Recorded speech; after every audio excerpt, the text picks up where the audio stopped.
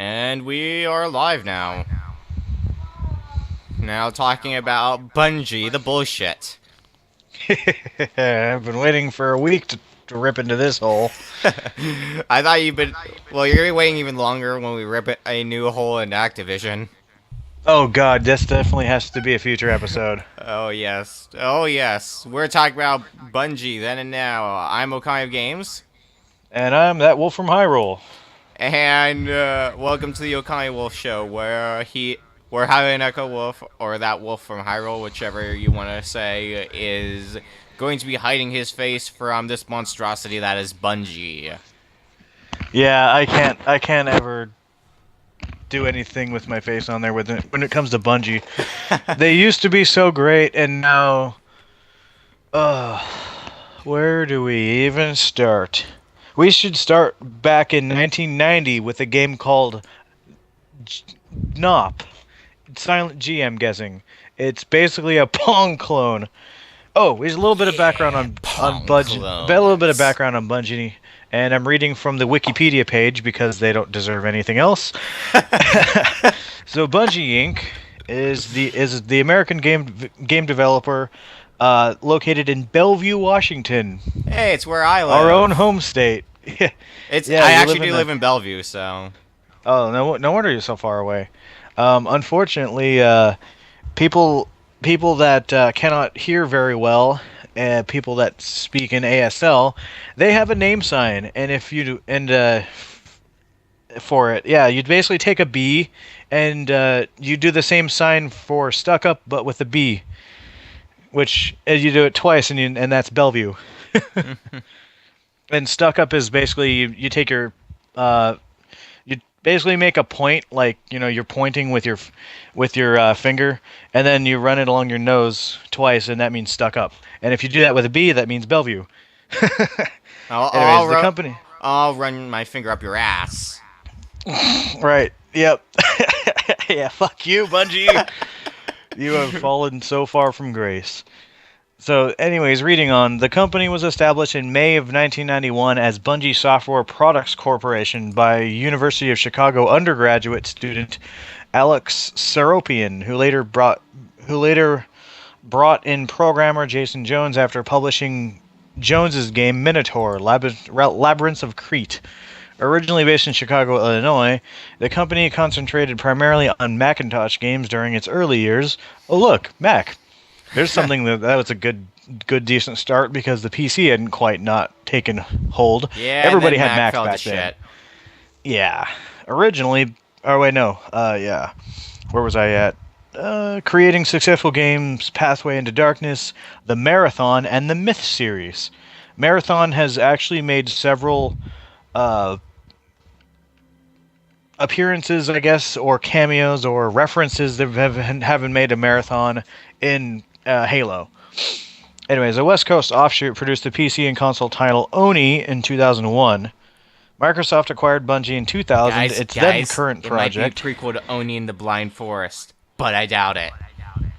I doubt it too. In fact, I'm just gonna get off the beaten path here. Bungie West, division of Bungie. It's Bungie West's only game, and it broke new ground by blending third-person shooting with hand-to-hand combat. So, all right. Kind of like, I don't know. Kind of. And it was really a little off track. Let's see. Its then current project was repurposed into a launch title for Microsoft's new Xbox console called Halo Combat Evolved. We all know where that went. Yep, Halo and the buyout.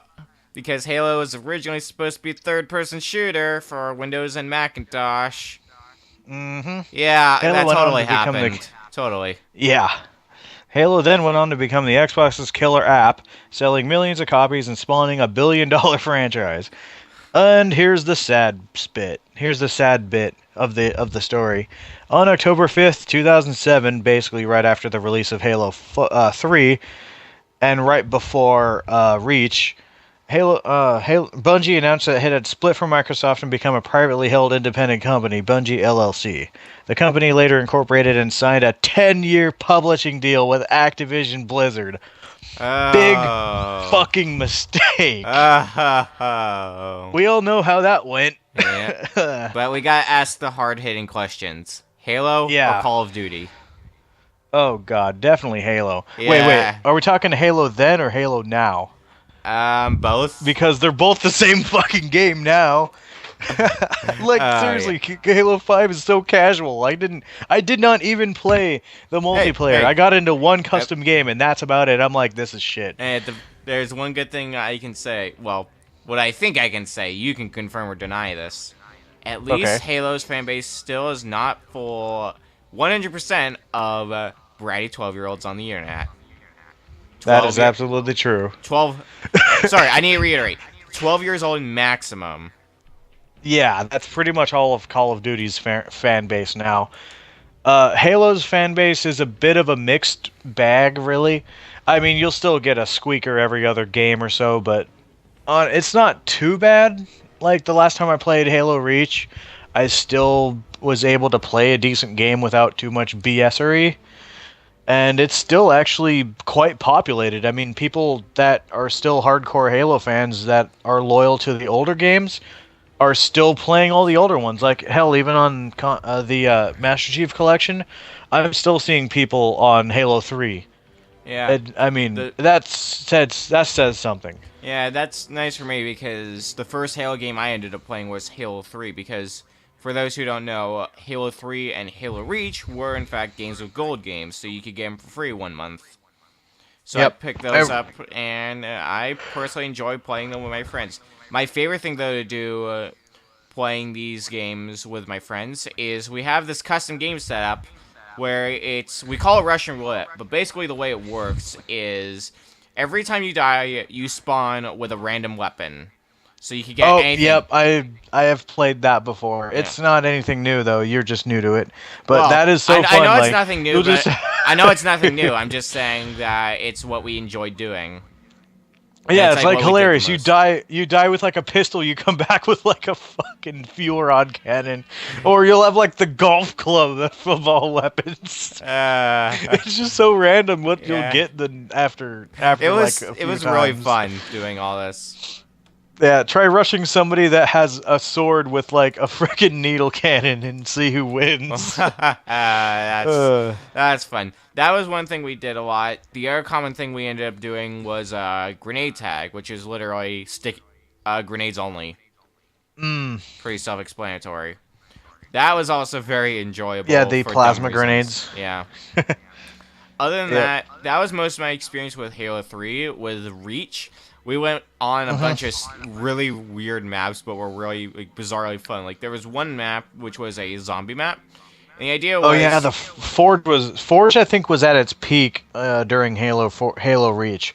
Like people made everything, and you can imagine it. They even somehow made race maps. Yeah, like so- you could race the mongoose and everything else around these tracks that Yeah. I guess people spent like hundreds so hours making and make sure it works correctly, and have like man cannons positioned in the right spot so you fly over to one spot and then you land on this awesome ramp. And yeah. Forge I think was definitely at its height, and especially with the custom game maps and whatnot. And yeah, just like that was like the peak, I think, was Halo Reach. Yeah, one of Like the maps it had the I've- best. It was most balanced. It had all the best weapons.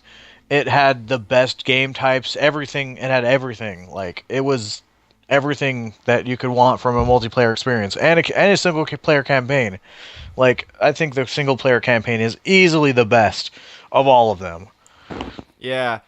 I still my- somehow go back to it. My best experience with Halo Reach, because this map was so incredible, I have to give a shout out to it. Well, two maps. One map was pretty simple. It was a long ramp, and it was a zombie map, and one person with a zombie who's on the ramp with armor lock and a rocket launcher and grenades, while everybody else was in cars, and they had to run over the zombie, and the zombie would basically like go into armor lock state, and then all of a sudden the car would start tumbling. And because the way the ramp is set, at the bottom of the ramp, there's a portal that takes you back to the top of the ramp. So you're basically stuck in an endless loop. That was awesome. Oh, I know exactly what you're talking about. I did that with some of my friends, and it was hilarious because you can get up to Now, ridiculous speeds, now and imagine. the idea was to survive as long as you can, and Yeah. then you just like go zoom, zoom, zoom, Now, and then suddenly you'd hit this freaking zombie, and then you just like, and then you'd either get sent tumbling through the freaking thing, now so you imagine just tumble that. down the ramp. Now imagine that in first-person mode. Oh god, yeah, That would be awesome, dude. I would do that. that would be First ridiculous. person with an Oculus. Oh my. Okay, That's but gonna have to be so another episode. the other map that I want to give a shout out to is it's another zombie map, but the way this works, there's basically like two rows of like blocks and cars and stuff that all the human players need to stand on, and on the other side was the zombie with a bunch of cars, and the idea is you would flip over cars and you would send them down the ramp and you would launch them over to where all the human players are to try to knock them off. But even if you missed, you can hit like the boxes and cars, or I think it was boxes and dice was how it was. And Did you hit him with like a sword or something into like a man cannon? No, the idea is you use the cars to knock them off. Like you flip them. I think I know what you're talking about. Like you flip over the cars, and they. I think I know what you're talking about because there was a version of that. Oh, Jenga!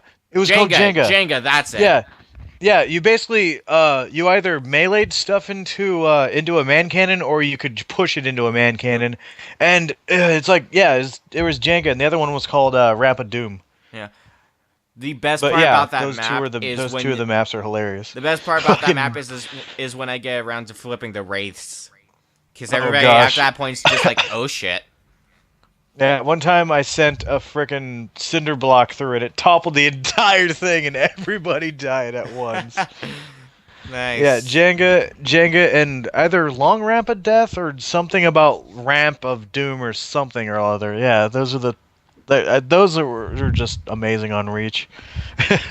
Well, I don't think they've made Reach on Jenga or Jenga on Reach, but I know that was a popular Halo 3 map, and it was always set on the last mission where you were, I think, something about the Ark or whatever. It was set on, I can't remember which map it was set on, but it was on a specific map. Alright, But it was basically just like a giant tower of cinder blocks and other junk that could be knocked down. another map I have some fond memories of is the Duck Hunt map, which basically the way that works God. is I one know person. Duck Hunt. Yeah. So the way that map works for those who don't know is it's basically you gotta run. The zombies have to, or is it the humans? Or I don't know. Oh no, it's I think teams. I don't know how exactly that map works because it's been a while. But basically the way it works, there's two different teams. There's one who tries to make the run. The other one is boxed in but has a sniper and has to kill everybody else. Before they get to the end. You would be surprised by how many headshots I got in that game, and that is sad because I am terrible at first-person shooters.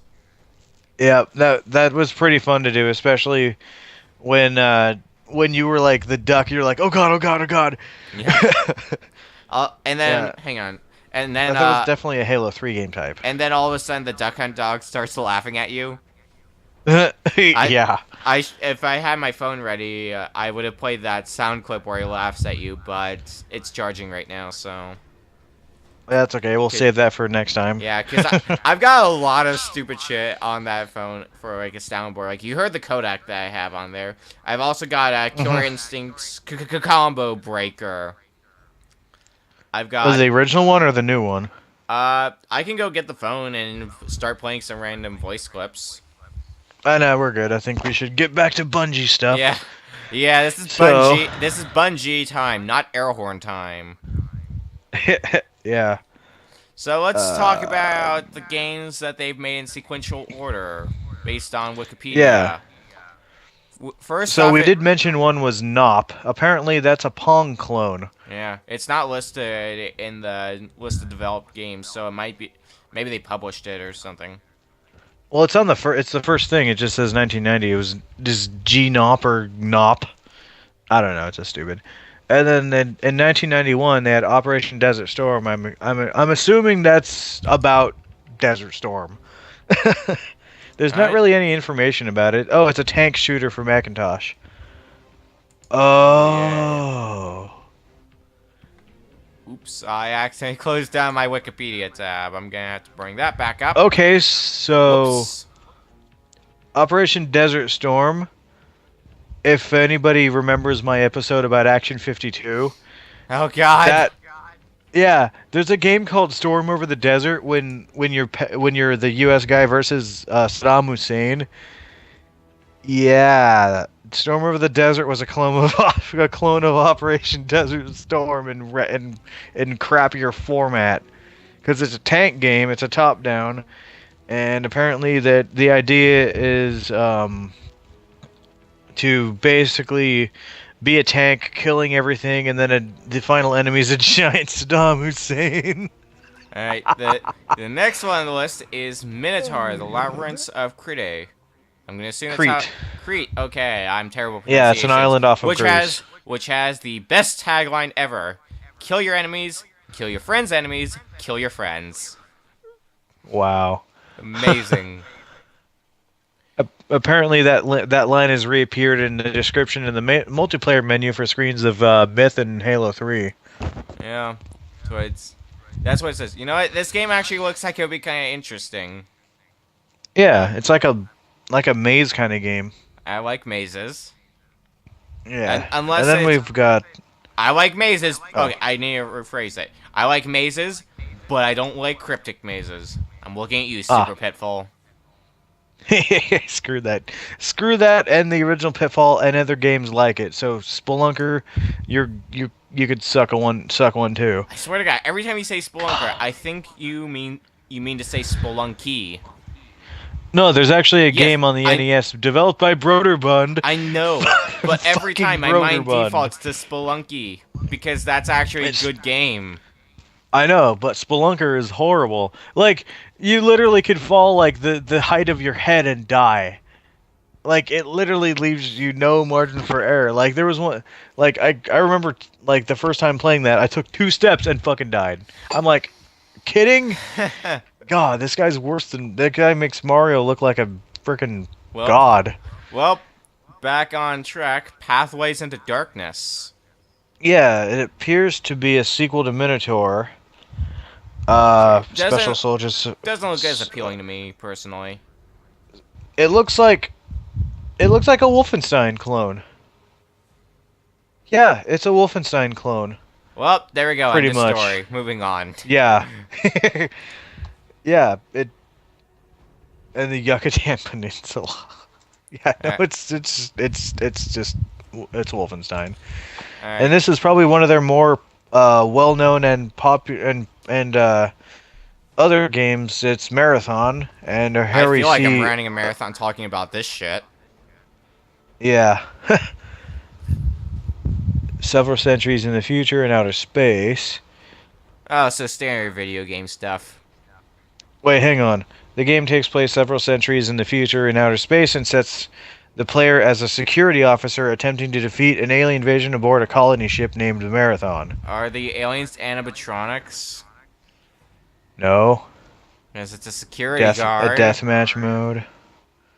Why does this sound like a cross between Doom and Halo? Well, of course, this predates Halo, so maybe they got most of the idea from Marathon for Halo. Yeah. Yeah, some of the screenshots I see look kind of like Doom. Yeah, it pretty much looks like Doom. Yeah. Alright. So basically, it's a Doom clone. Hey, you ready to run another marathon? Because they came out with Marathon 2. Yeah. Durandal. So let's take a look at this one. Why does that logo look familiar? Like the circle with the other... I see it. I don't know. Maybe it was a Mac thing. I don't know. I swear I don't I've use seen a that Mac, somewhere so... else. I swear I've seen that somewhere else. And apparently... Yeah, the Marathon ship again. 3 artificial intelligence. Okay. Oh! Yeah, this definitely seems more like a precursor to Halo. Yeah, well, it's Bungie, because so. it's talking about AI on a ship AI, and yeah. Uh-huh. So, So Halo isn't exactly as original as we thought it was because it basically is just recycled storyline from Marathon. well, guess what? Next Pardon up's me. my worst nightmare, Marathon Infinity. Actually, we skipped over one, abuse. Crack.com. Abuse? Wait, abuse? What about the Marathon abuse? What, developed by Crack.com. Oh god. They just can't get over that. It was published by Bungie. It was published by Bungie for the Mac OS, and by DOS, it was published by Electronic Arts (EA) in this part of the country, and in the EU is on Origins by Origin Systems, and yeah. Yeah. Let's see, what is this? It's a side-scrolling platform game, notable for its at the time unusual control scheme. The keyboard is used to move the person while the mouse is used for aiming weapons.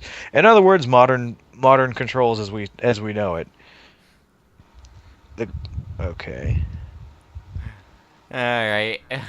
Crack.com. I can't get over Where did you even that. see that? I gotta see that for myself. It's the developer that made the game For which one? for abuse. Yeah, crack.com. Okay, where is abuse even? Because It's right between Marathon and Marathon 2 and the third one. It was released in 1996. it goes from going by Wikipedia, the list goes Operation Desert Storm, Minotaur the Labyrinth of Crete. You know, I'm not gonna remember to pronounce it, it's a script. Pathways into Darkness, Marathon, Marathon 2, Marathon Infinity.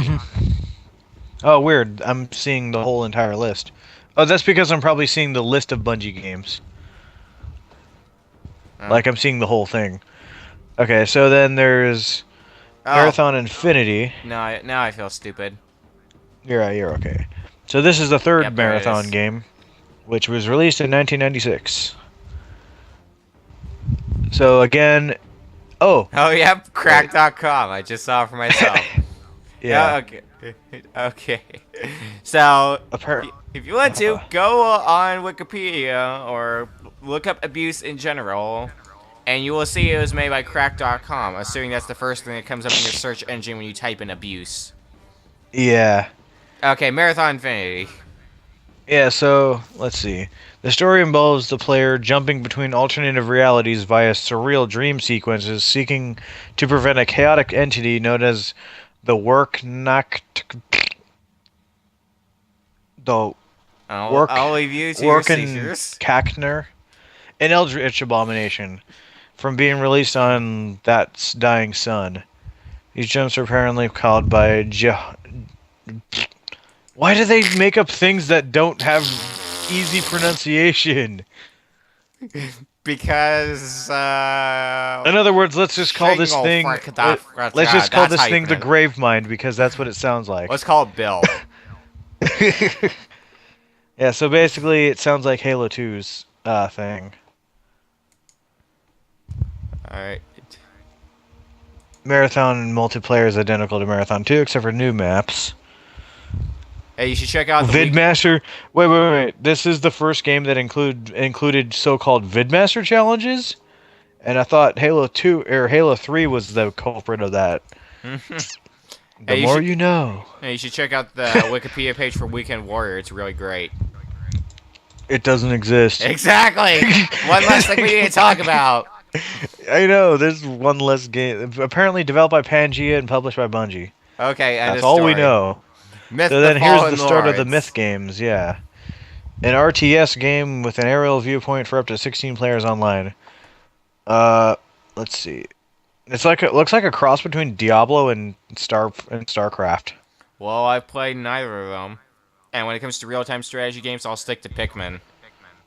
I'll stick to StarCraft. That's like the first RTS. Oh no. I'll take that back. I will stick to Halo Wars, which is actually a really good game. I have not played Halo Wars. I know friends who have, though. Yeah, so let's look at Myth 2 Soul Blighter. let's see. Unlike in the gameplay of RTS, the player does not have to worry about resource micromanagement. Lol. Oh yeah, micromanagement. That's My one thing I favorite. hated about Micromanagement, my like favorite.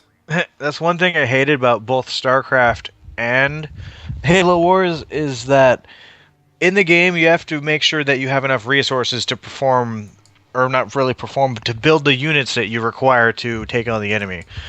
And in both Halo Wars and StarCraft, you were limited to how many resources you could hold at one point. Like, say, for example, how much.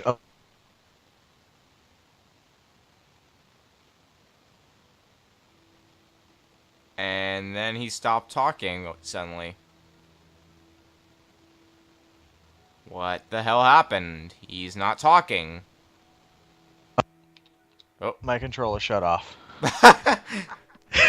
I am contacting This is Okami why I from my don't Xbox. use Xbox for Skype. Well, this is an experiment. I forgot to keep my controller in my hand so I can push things and make sure it works. So, anyways, what was the last thing you heard me say? I don't remember. Okay, well, basically, Because my brain's how many much. resources? There's two kind of resources in StarCraft. There's like these crystals that help build stuff, and then there's gas, which also does things. And the number of how much of each you could hold is basically dictated by supply depots, or in Halo Wars' case, the supply pads, which allow influx of resources. And not having enough resources to build your units, and the cap on how many units you can have on the field at one time is atrocious. Like, I think for standard games you can have only 20 units on 20 20 units on the field at one point. So that means if you're playing Captain Anders, that means you can only have 10 Hawks on the field if you use those, which those just go in and wreck shit. So let's talk about Oni. I think I actually own this game. It looks interesting. It I might like be the one of cover my art. random stacks of games that I have, but I feel like I have this game. Yeah, it's like an action beat 'em up third-person shooter. So it's like Let me make sure, because it's a PS2 game. So I just need to look under the PS2 page of my backlog. yeah.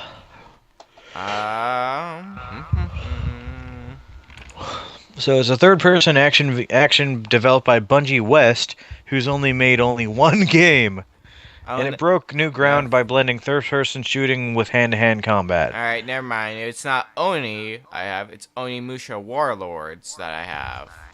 Okay, so it has nothing close to it. The game's universe is heavily influenced by Ghost in the Shell and John Woo. Yeah. Of course, Why did you published get a comic involved book in of this Oni shit, as a Rockstar? 4-issue limited series. Huh. That's interesting. I'll have to look into this game later on. Yeah, and then of course here comes Halo. Here we go. Halo Combat Evolved. Yeah, it released in Japan on April 25th, 2002. North America on November 15th, 2001. I don't know why that's not Bungie Day, but oh well. And in the EU, March 14th, 2022. You know, it just occurred to me how they celebrate Bungie Day. Go bungee jumping. 777. Go bungee jumping. Yeah, pretty much. But no, it's apparently Bungie Day is July 7th, which, I don't know if that's a thing anymore, because there's not really any actual reward for signing in on that day, except for the one time where I missed out. You could have had Blue Fire for Halo Reach. I think there's like some sort of achievement for Halo 3 or something like that. I don't know. Yeah, it's you have to win 7 matches on the 7th or something like that. Yeah, that sounds right. Something like that. That sounds like the stupid thing they do. So, as we all know, Halo is set in the 26th century, specifically the year 2552, with the player assuming the role of Master Chief, a cybernetically enhanced super soldier, who is accompanied by Cortana, who is a sexualized AI. Well, now she is. Back then, she wasn't all that Sexy. skimpy. Yeah, that too. I can fill in the blanks. Yeah. So basically, the whole thing is you have to uncover the secrets of what's called Halo, which is a ring-shaped artificial world, and basically it had some interesting missions where it wasn't like well, I mean, it wasn't. It was pretty linear, but also you could still explore and take your time in doing so. But it was some pretty solid gameplay. I mean, it never got too ridiculously hard, and it was never too easy. Sometimes, like I remember just some like in the earlier difficulties, especially when you're trying to find the reactors for Halo, just mowing through enemies with the frickin' assault rifle, just Dude, the which back energy sword was my jam. the energy sword was unfortunately not out until the second game, if I remember right. Or could you still use it in the I first don't game? know. I didn't play much of the first game. I think I have it. Okay, yeah, that's right. They didn't have it available until the second game, Energy sword is so to pick awesome. up at least. But yeah, ever since then, it's just been just raping enemies with it. Of course, I had a limited charge, so you had to pick up new ones and use it sparingly. But I mean, basically, it was a step in the right direction. I mean, it spawned Red versus Blue. Like without Halo, there would be no Red versus Blue. I thought Red versus Blue started with Pokemon. Huh? Nah. Uh, wait, have you never watched Red versus Blue? Hmm? You've never watched Red versus Blue, Okami? No, not that. Unless it's something that I'm not thinking of, which happens more Red often than versus I think. Blue is the series by Rooster Teeth, Oh, I and don't. it's basically a comedy set in Halo's universe, but it's just like stars like a bumbling group of idiots. Oh, so the internet. Pretty much, it's like the first successful machinima. I know what's up. Like, yeah, Red versus Blue, are often abbreviated as RVB, which actually, if in one instance of Halo 4's um, Spartan Ops, you actually shoot a radio and you hear the theme song for Red versus Blue, and you get an achievement called something about violets are red and roses are blue or something like Yeah, that. that I sounds don't like know. I something they forgot. do. But yeah, there's Red versus Blue references ever since the third Halo game, which actually I think as early as Halo 2 or was it starting in Halo 3? If you look at the Warthogs, the tires, it actually says Puma written on it. Fucking warthogs. All right, should we move on to Halo 2, or do you have more stuff to say about Halo 1?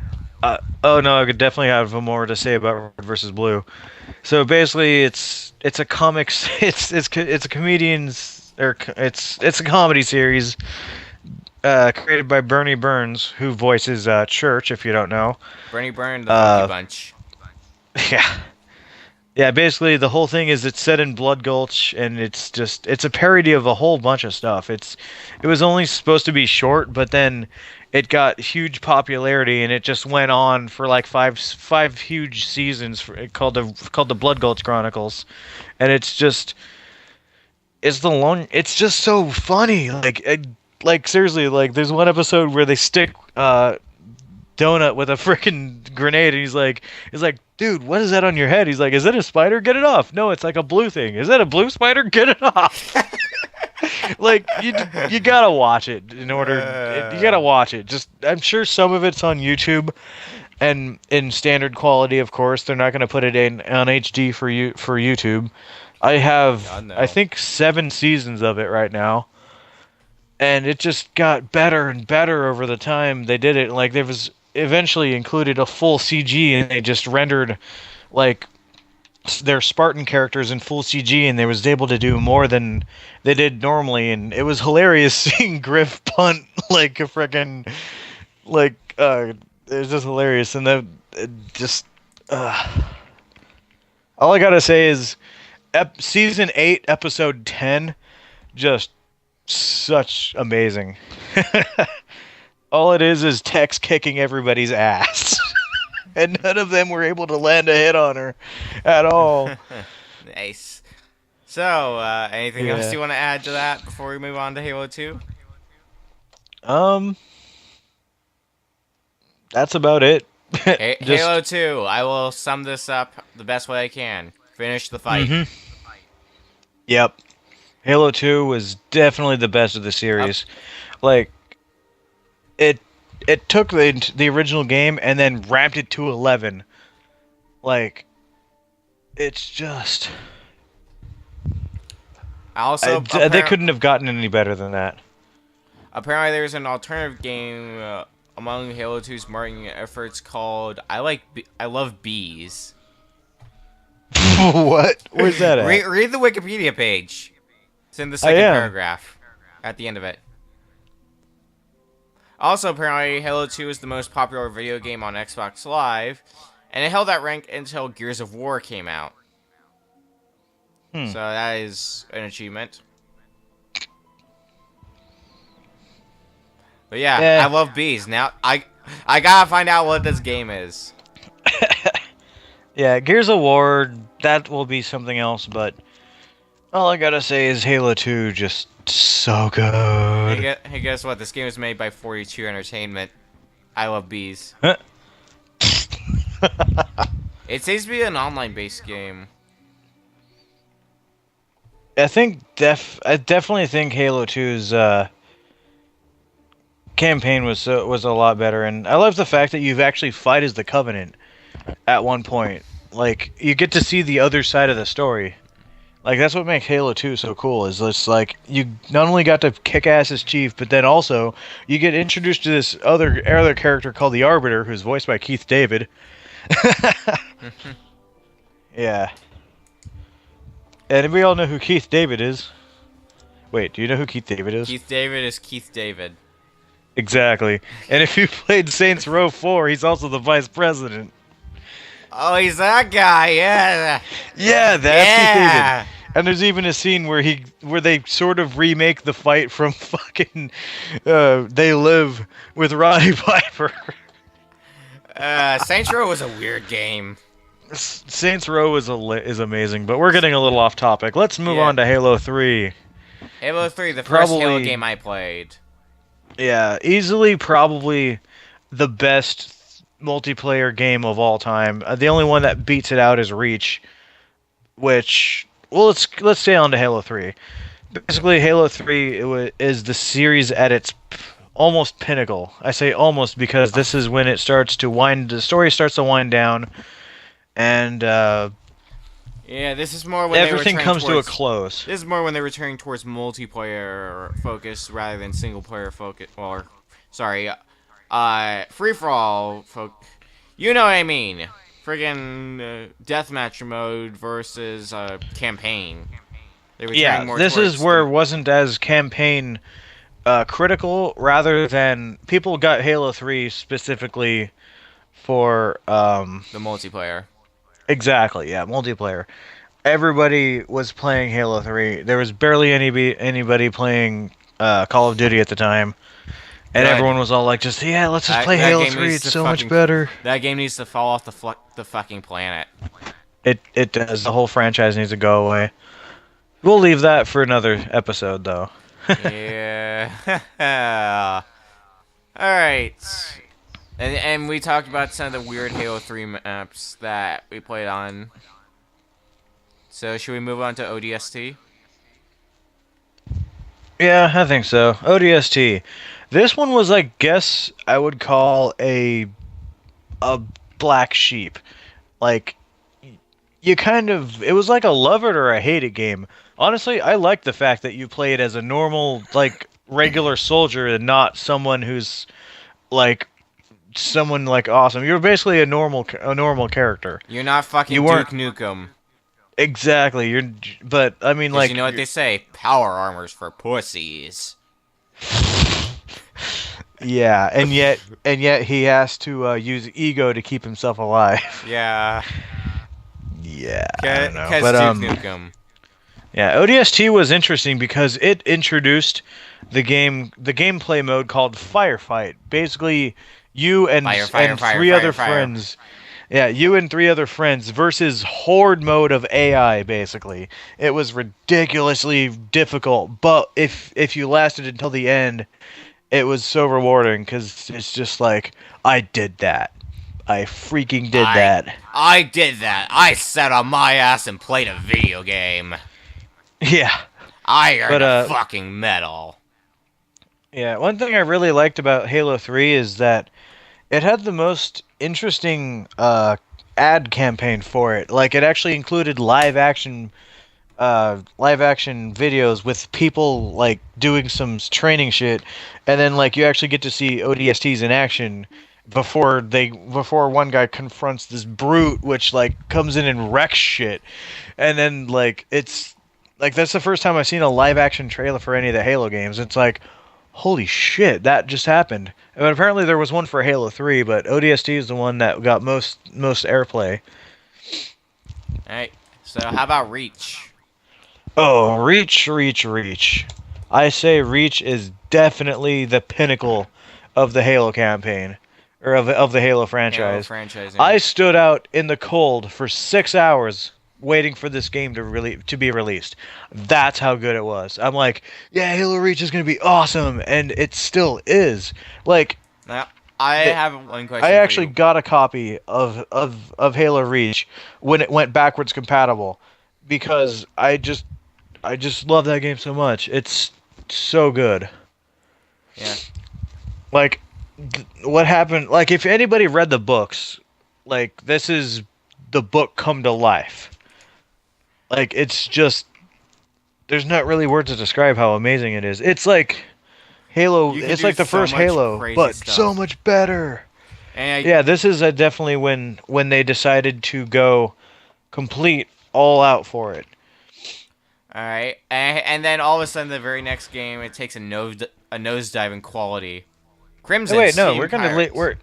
we're gonna linger on this one for a while. Okay, go. So one thing that makes Reach stand out more from its predecessors is it has a better version of Firefight, which basically you grab all your weapons and whatnot, and you have the abilities of your Spartan, which interestingly enough is the first time we actually get sprinting in the game, as well as jetpacks, cloaking, Armor I lock. guess armor lock, which is really interesting.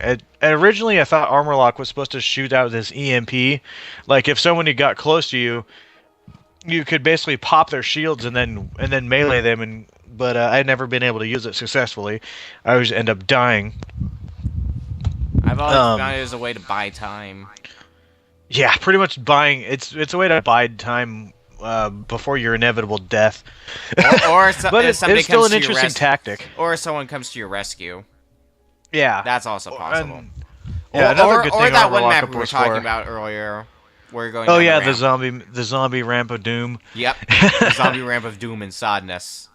Yep. And another thing that armor lock was useful for was, say someone's hauling ass on a warthog at you, about ready to mow you down.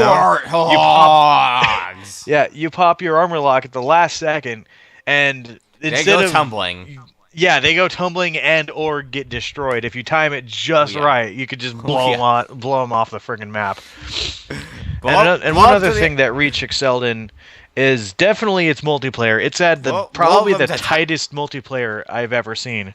Like when you it basically made SWAT like the game mode to play because you got your DMR and you got your pistol, and all you do is you go for headshots, right? And so that made me so good at headshotting. Like I used to use this tactic I call flick shotting, or there's actually a word for it, but I call it that, where basically you would track your cursor across the person's head and you just time it right so that you actually hit them, but you're not really aiming per se, you're either letting your crosshair move into the position of their head or letting them come into your crosshair, and then at a precise time you just sort of swipe it across their head and then you get a shot and then you fire at the right time and then boom, dead.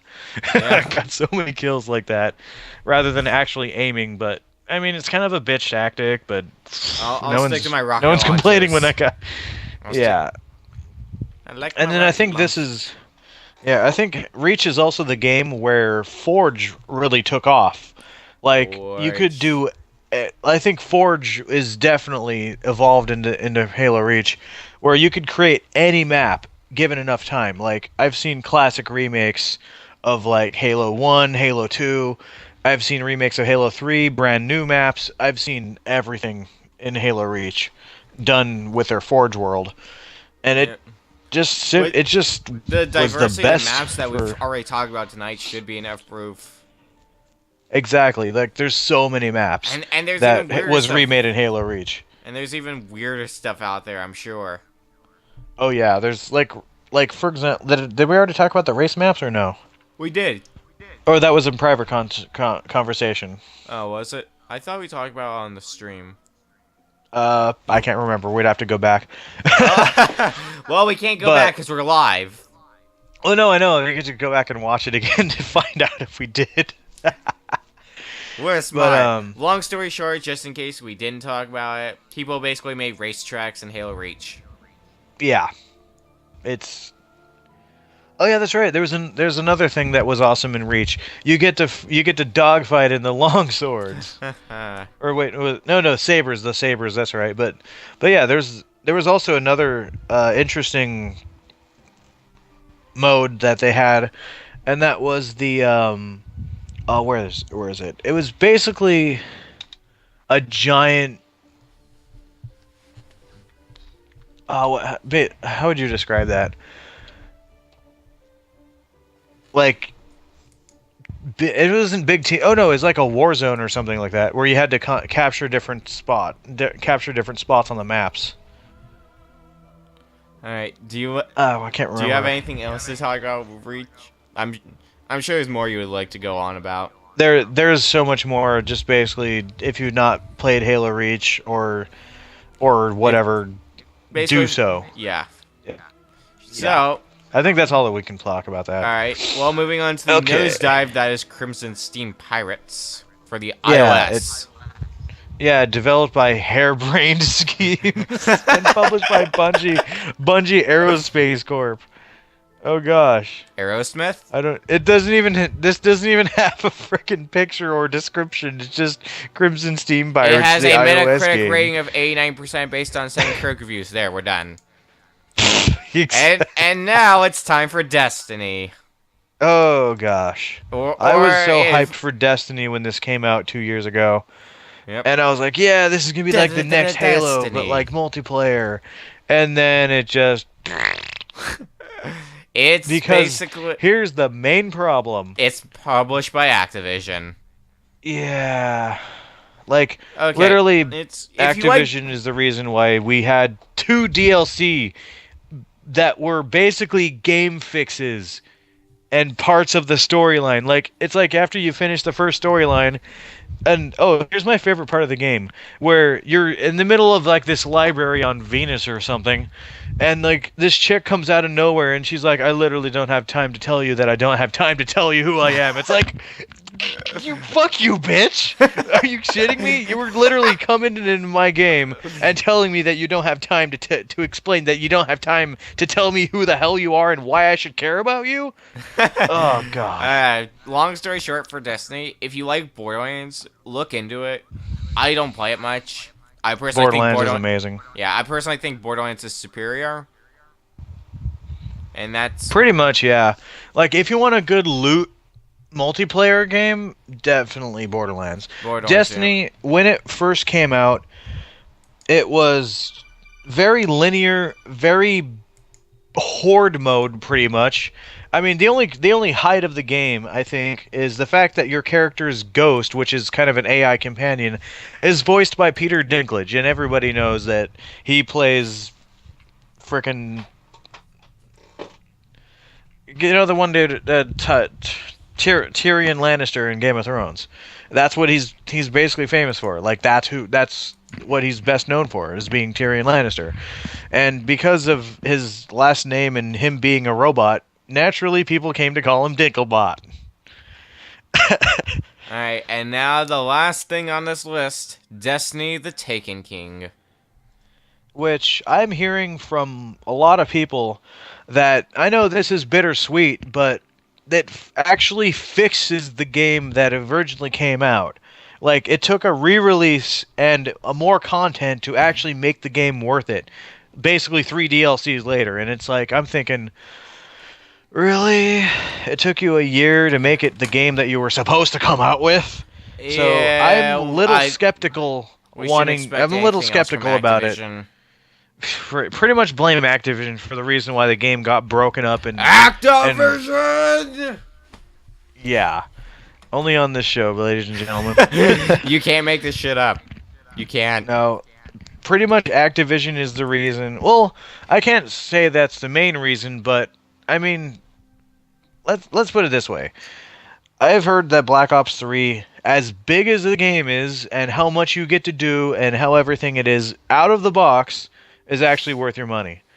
Now, when a game like Destiny comes out, and you're left with basically the same crap to do over and over and over again, and you beat the final boss of the storyline, and you're like, well, that was anticlimactic. And then this chick just gives you this gun, which for me it was broken. It was supposed to be, yeah, like the gun is supposed to be a pulse rifle, right? Or something. It's like supposed. I think the stranger's rifle was supposed to be a pulse rifle, and yet the magazine is in the position of like an auto rifle, and it reloads as such. And yet when in third person you see the magazine behind the frickin' it's in bullpup configuration, and I'm like, what? This doesn't look right. Basically, long story short, Destiny Year 1, bullshit. Destiny Taken King, after all the fixing and after all the DLC and spending like $120 for the game, is finally worth the price. But that's if only that you get the Taken King edition, which includes the other 2 DLC, thankfully, but that still seems like a slap in the face to us people that got it Year 1, which I'm still a little resentful for. And it's like, they should have just came out with the Taken King and said, oh, yeah, we're sorry for the crappy game that we delivered a year ago. Here's the Taken King free of charge. That would have been awesome if they did that. But they didn't, and they're just like, okay, now you gotta buy the game all over again. And I'm like, fuck you. Yep. That's the way it works. Because Activision's a piece of shit that likes shipping out pointless DLC. And half-finished games. Oh, Another yeah. game I thought... Yeah, like, seriously... Ghostbusters! I think I made that joke last podcast as well. Yeah, that Ghostbusters game was, like, broken at launch. In fact, how many games nowadays are broken at launch and have to have fixes after the fact? Like... I remember Battlefield 4 being nearly unplayable the first time it came out. And then after, like, 3 or 4 DLCs later, they finally get it fixed. And finally, maybe worth what their price is. Oh, but then you have to buy Battlefield Premium. Oh, and it's like, bullshit. Like, another, like, while we're talking about Activision and companies like them... We're gonna have to have a separate podcast about DLC. Yeah, and let's throw EA and Battlefront into the mix while we're at it too. Battlefront? Oh yeah. No. EA Star Wars EA TM Battlefront TM. That is going to have to be a separate issue. Yeah. I think that's all the time for that we have. That's been a basic history of Bungie's sort of achievements, awesome games, and then what the hell was you thinking, Bungie? All right, and then now they've redeemed themselves with the Taken King.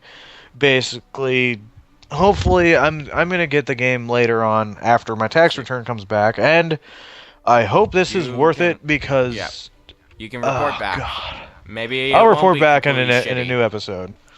I hope so, because my best friend is convinced and is trying to get me convinced that the game is fixed. There's more to do. There's not as much as boring. Apparently, there's no longer Dinklebot, which is unfortunate. That's a thing, I swear. It's like Dinkelberg from Fairly. It's like Fairly Odd Parents, Dinkelberg. Yeah, I actually did say that once because literally most of Destiny before the DLC was go explore something, kill a bunch of things, and then have Dinklebot stop and you defend him while you have a horde mode, basically. All right. So every time he's like, "Oh, I gotta check something out. Cover me," I'd be like, "Dinklebot." No joke. Do we have anything else Like to that talk was like a about for this ritual. podcast? Um, Since we've run through most of Bungie's games that they've worked on. actually, we ran through all of them. Yeah. That was their entire list Exactly. from Destiny Taken King all the way back to Gnop, which is the Pong clone back in 1990. I guess now we're coming to a close for this stream. So, question of the stream for us: what's the best Bungie game out of that list? Easily Reach. Yeah, Reach is no question. My vote goes towards Reach as well. Yeah, like I don't know, like the whole storyline you get. Like the single player campaign is probably the most gripping one. I mean, I was honestly sad when fucking Kat got sniped through her helmet. Like in the middle of the 6th or 7th mission, running away from the city and being glassed, and yeah, like suddenly your Spartan teammates are dying and you actually care about them, and it's like, God damn it, why do you have to die? Damn it! Like the first time I think your teammates died is I think during the Saber mission where you land on the top of a Covenant cruiser and then he blows himself up because a slip space drive got damaged or some crap, and it's like, God damn it, George. Video games. Yeah, but like, I mean, like at that point you're starting to care about your fellow Spartans, and it's like, you. Well, shit. Yeah, it's like, yeah.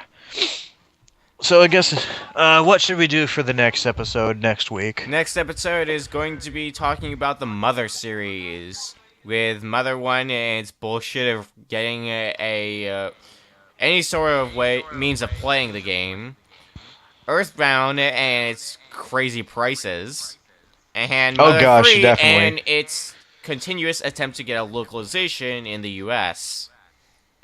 Yeah, we have a sort of... Well, let's just leave this discussion for the next time. So, yep. I've been Okami Games. And this is That Wolf from Hyrule. And join us back here next week where we're going to be talking about the Mother series. Good night, Fuzzy everybody. Pickles! I can face my webcam sometimes. You failed this time.